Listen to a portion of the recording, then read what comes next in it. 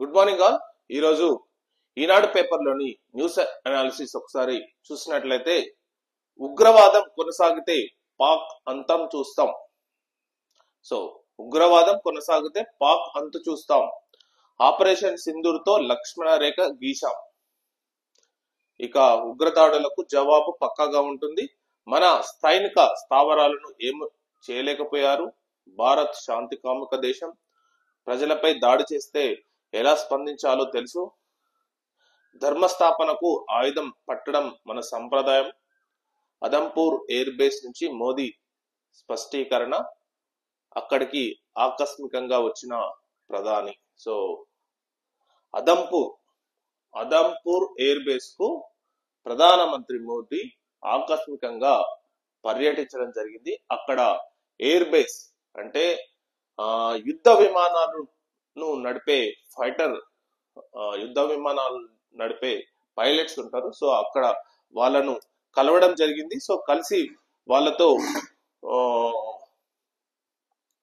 కలిసి అక్కడ ప్రసంగించడం కూడా జరిగింది. శాంతి దూత బుద్ధుడితో పాటు శత్రువులపై కత్తి దూసిన గురు గోవింద్ సింగ్ నడయాడిన నేల ఇది. ధర్మస్థాపనకు ఆయుధం పట్టడం భారతీయ సాంప్రదాయం. మన సోదరీమణుల నుదుట సింధూరాన్ని తుడిచేస్తే మనం వెళ్లి ఉగ్రవాదుల్ని మట్టి కర్పించి వచ్చాం. భారత్ పై కన్ను వేస్తే పరిణామాలు ఎలా ఉంటాయో ఉగ్రవాద పోషకులకు తెలిసి వచ్చిందని చెప్పి ఇక్కడ నరేంద్ర మోడీ గారు ఈ అదంపూర్ వైమానిక స్థావరంలో ప్రసంగిస్తూ చూడడం జరిగింది. చిత్రంలో వెనుక వైపు S-400 గగనతల రక్షణ వ్యవస్థ ఉండడం జరిగింది. సో S-400 గగనతల రక్షణ వ్యవస్థ రష్యాకు మరిన్ని ఆర్డర్ ఇవ్వడం జరిగింది. సో మొట్టమొదటిగా వీటిని 5 డిప్లాయిడ్ చేయడం జరిగింది ఫస్ట్ ఫేజ్ లో. సో తర్వాత మరిన్ని కావాలని చెప్పి రష్యాను అడగడం జరిగింది. సో ఈ డీల్ కూడా త్వరలోనే జరుగుతుంది.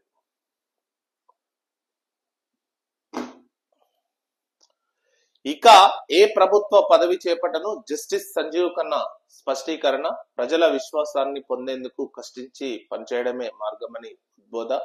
పదవి విరమణ చేసిన సిజే అంటే సుప్రీంకోర్టు ప్రధాన న్యాయమూర్తి అయిన జస్టిస్ సంజీవ్ ఖన్నా రిటైర్మెంట్ కావడం జరిగింది. అతను పదవి విరమణ చేయడం జరిగింది. కొత్తగా జస్టిస్ గవాయ్ నూతన సుప్రీంకోర్టు ప్రధాన న్యాయమూర్తిగా ఈ రోజు రాష్ట్రపతి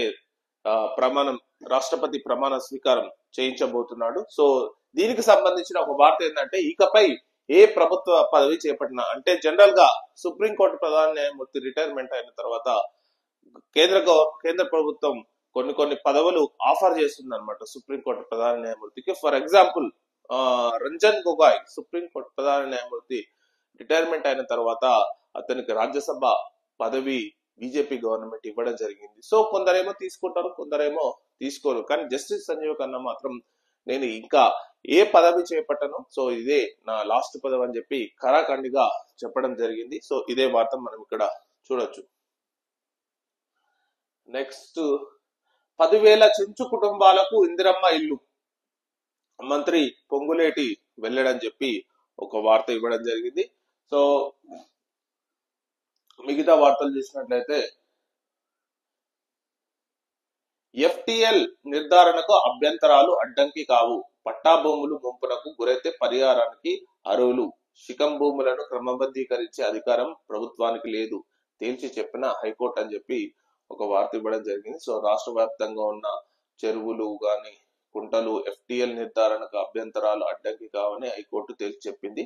FTL నిర్ధారణ సమయంలో అవి పట్టా భూములై ముంపునకు గురైతే పరిహారానికి అర్హులని పేర్కొంది. అంటే FTL నిర్ధారణ సమయంలో పట్టా భూములై ముంపుకు గురైతే అంటే వీళ్ళు ఏం చేస్తున్నారంటే సెక్షన్ 49 ప్రకారం అక్కడ ఉన్న భూములు నీటిపారుదల చట్టం ప్రకారం ఆ భూములు మొత్తం సో ఇందులోకే వస్తాయని చెప్పి FTL పరిధిలోకి వస్తాయని చెప్పి వాటికి ఏం పరిహారం కూడా చెల్లించట్లేదు. కానీ సెక్షన్ 49 ప్రకారం చెరువుల ఆక్రమణలు నీటిపారుదల రెవెన్యూ అధికారులు తొలగించే అధికారాలు కలిగి ఉంటాయని పేర్కొంది. కానీ సెక్షన్ 47 ప్రకారం మాత్రం బఫర్ జోన్లు శిఖం భూములను క్రమబద్ధీకరించే అధికారం ప్రభుత్వానికి లేదని చెప్పి ఇక్కడ హైకోర్టు చెప్పడం జరిగింది. అంటే మేజర్ గా ఇక్కడ సెక్షన్ 49, సెక్షన్ 47. సో సెక్షన్ 49 ప్రకారం అక్రమంగా చెరువులను ఎవరైనా కబ్జా చేస్తే వాటిని తిరిగి తీసుకునే అధికారం అనేది గవర్నమెంట్ కు ఉంటుందని చెప్పి సెక్షన్ 49 చెప్తుంది. కానీ సెక్షన్ 47 ప్రకారం ఏం చెప్తుందంటే ఆ వాటి ఒకవేళ శిఖం భూములను కానీ ఇట్లాంటి ఆ క్రమబద్ధీకరించే అధికారం ప్రభుత్వానికి లేదని చెప్పి మరొక ఆ, ఆ, అధికారం కూడా ఉందని చెప్పి ఇక్కడ వార్తలు మాత్రం ఇవ్వడం జరిగింది. ఇది పర్టికులర్ గా ఒకళ్ళు హైకోర్టులో కేసు వేయడం జరిగింది. సో ఆ కేసుకు సంబంధించిన పిటిషనర్ అంటే తీర్పు చెప్తూ ఆ పిటిషనర్ కు సుప్రీంకోర్టు ఇలా వ్యాఖ్యలు చేయడం జరిగింది అనమాట. సో ఇది ప్యాలెస్ లో పసందైన విందు చౌమావల్ల ప్యాలెస్ లో మిస్ వరల్డ్ పోటీదారులకు ప్రభుత్వం ఆతిథ్యం, హాజరైన సీఎం రేవంత్ రెడ్డి, మంత్రులు, ఇతర ప్రముఖులు. చార్మినార్ చెంత సుందరీమణుల సందడి, లార్డ్ బజార్ లో షాపింగ్, చౌమావల్ల ప్యాలెస్ వరకు heritage walk.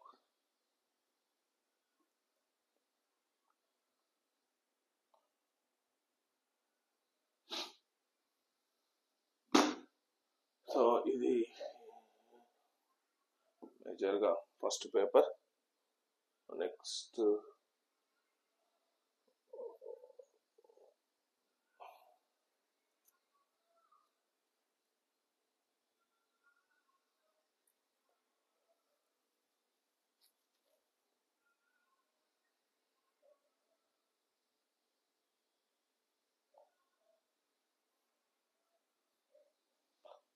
Cinema paper. So major గా ఇదండి న్యూస్ అనాలిసిస్, ఈనాడు పేపర్ లోని మొదటి paper news analysis. Thank you very much.